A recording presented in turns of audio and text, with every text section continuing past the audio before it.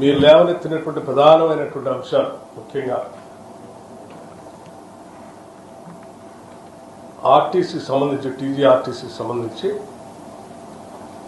గుర్తింపు ఎన్నికలు నిర్వహించుకోవటానికి ప్రభుత్వం అంగీకరించిందని చెప్పారు.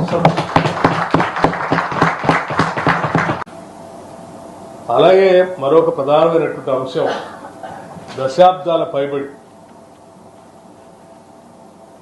ఆర్టీసీలో పనిచేస్తున్నటువంటి కార్మికులు కోరినటువంటి ప్రధానమైన కోరిక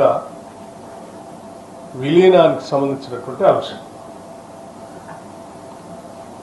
ఈ విలీనానికి సంబంధించినటువంటి అంశంపై కూడా సుదీర్ఘంగా చర్చించిన తర్వాత ఆర్టీసీ విలీన ప్రక్రియకు సంబంధించి అధికారులతో మరియు కార్మిక నాయకులతో కలిపి ఒక అధికారిక కమిటీని ప్రకటించడానికి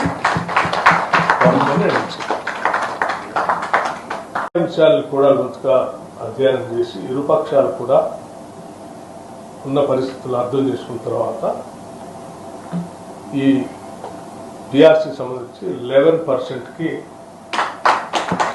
చేయాలి ప్రభుత్వం నిర్ణయించిందని చెప్పడానికి సంతోషిస్తా ఉన్నాను.